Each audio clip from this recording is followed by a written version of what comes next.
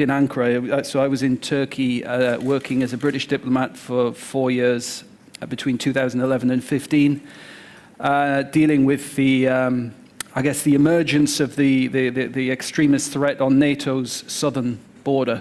And that was obviously a very interesting and traumatic time.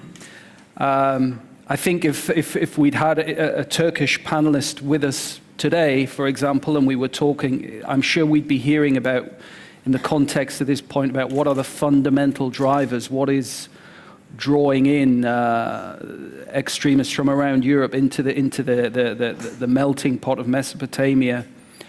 I think one of the points that rings true to you when you're there in the region is the scale of the suffering, the barbarity. The latest figures, 230 to 250,000 killed in Syria.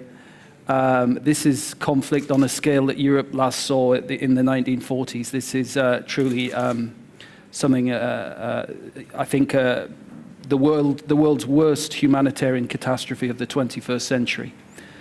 And when you've got violence and communities brutalized on that scale, naturally it sends shockwaves around the world, and it arouses emotions in communities right around the world. There's no doubt about that. And I think Turkey has long argued with feeling, therefore, that in tackling this problem, certainly in Mesopotamia, one of the things you're going to have to address is the Assad regime and what we do to try and engineer a political transition. So going on to the EU then, as I say, I'm a relatively new arrival here. I think what I can say, though, about the EU, and I think the President referred to this, outdated strategies. I think you talked about these strategies being 10 years old and maybe in need of an update. Well, I think after the Charlie Hebdo attacks, I think there was collective realization, obviously, in Europe that the EU needed to look again at its approach, at its strategy. And that's why EU heads of government in February agreed on a set of very ambitious measures to try and tackle the threat both to its own citizens within the EU's borders, but also to address this phenomenon of Europeans going out to conflict zones. And I just want to pick up on that point. There was a fantastic piece of work done by the United Nations about 2-3 weeks ago on the global phenomenon of foreign fighters. And it was very worrying. They suggested that the numbers of foreign fighters around the world has doubled in a year. So this is an exponential phenomenon we have.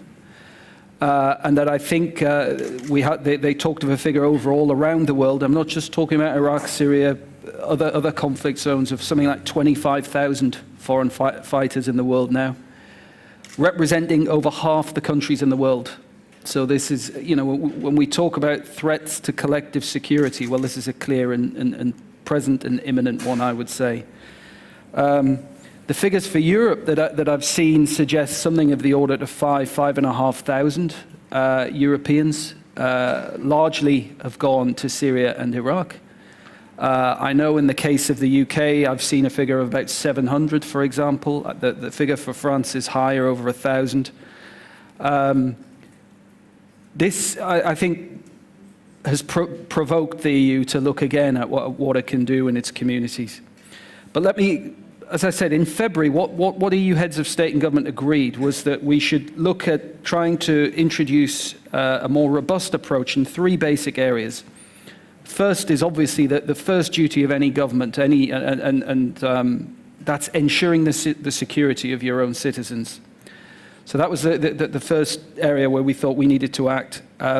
Secondly, I think tackling the problem at source, so preventing radicalization and safeguarding values. And then the third one was cooperating with international partners. And we have lots of international partners, the EU in this, but clearly the MENA region, the Middle East, North Africa region, and Turkey, I would add to that, loom very large for us, right, being the regions and the countries on the EU's borders. And there is a whole suite of measures and actions that have been agreed under each of these 3 pillars, and I could spend a long time talking about them, and I think it's warm in here. It might, it's probably more detail than you need, but I would want to highlight just a few areas. One of those is ensuring the security of citizens. I think police, intelligence agencies, police feel there's more that Europe could do collectively in terms of what are called passenger name records. And so this is sharing data around people who may be flying, who may be at risk of going to the areas that we're concerned about, or maybe returning, indeed, from the areas. And in cases like that, we would like to have an effective response to make sure that individuals who are returning from the zones are rehabilitated, reintegrated, or they go through the criminal justice system. And that's a directive that the European Parliament is now debating, and I think certainly from Gilles-de-Kerchove position, he's pleased that the European Parliament has set a target of agreeing this directive by the end of the year. I think the radicalization and safeguarding values, there's this industry now, a global industry, I would say, on this theme of countering violent extremism. The United States convened a summit in Washington in February, bringing the world together to talk about what more, to share countries sharing experiences about what more they can do to try and tackle the problem at source, whether it's online, whether it's in communities and ineffective integration policies, social and economic exclusion. There is a huge amount now of information exchange, but not just between governments. I think it's important to say between NGOs, communities, grassroots organizations about what works in this context and maybe what doesn't work as well.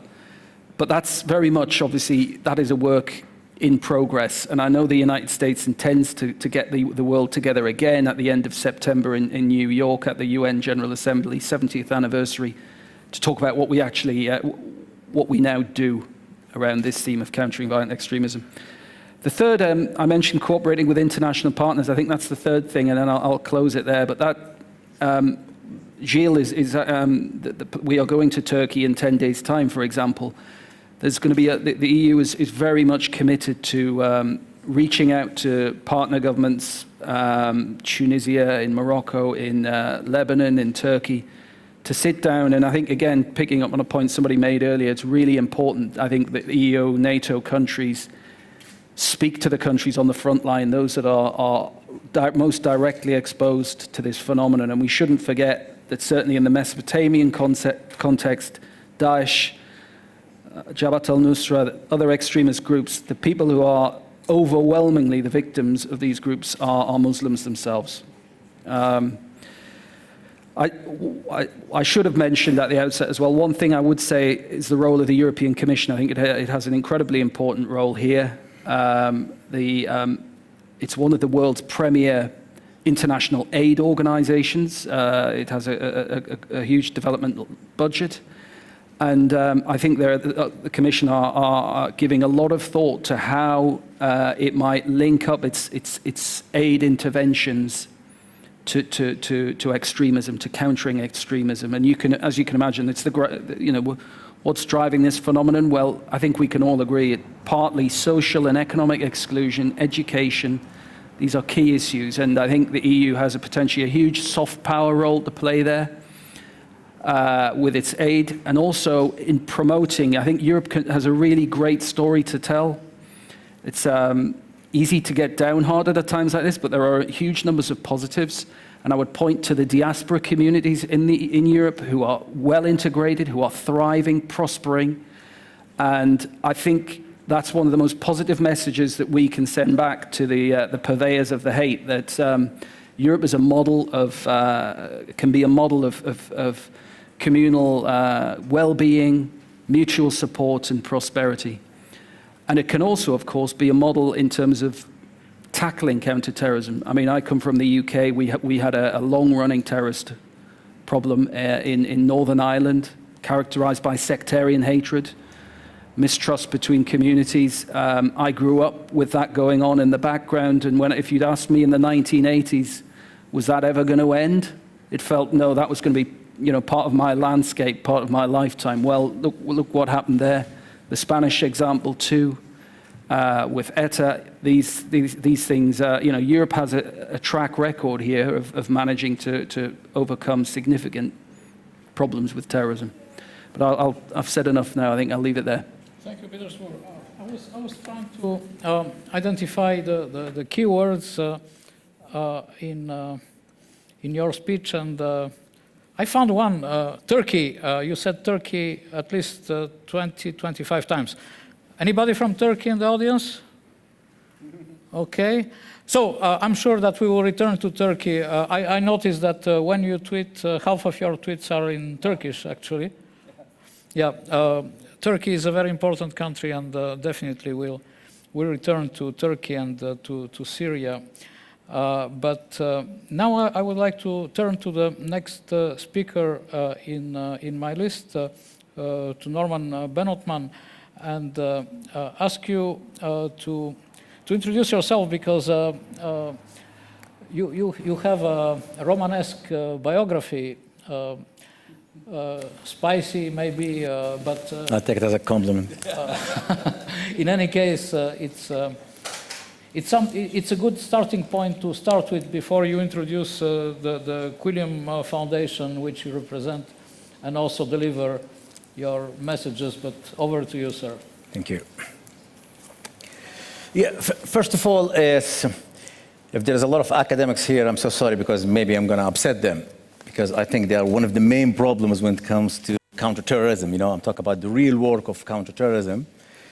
There's plenty of them, too much of academic work and academic individuals, but quite frankly, they have no clue whatsoever about the world outside there, When people, they're shooting at each other and people, they're killing at each other, okay? Why I'm saying this?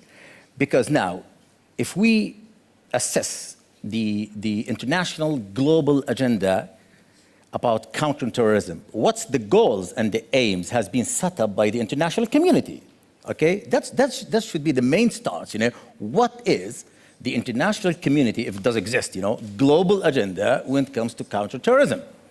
So when we talk about the global agenda, that means including the Middle East, Libya, Iraq, Afghanistan, Syria, you name it, including Turkey, wherever, because they are part of the global agenda. I think, just think about what I'm going to say now carefully, please. If you assess the message of the international community and the policies, okay, and the way how they execute what's so-called the global strategy, I think the message from the international community led by the US is, you have to live with terrorism. Take it or leave it. And that's a defeat. That's exactly the message. Just assess the Middle East especially, or even the greater Middle East, if you talk about Pakistan, Afghanistan as well, maybe India and Kashmir or whatever. So you will find out the message is, for the public is, you have to live with terrorism, okay? Because they failed.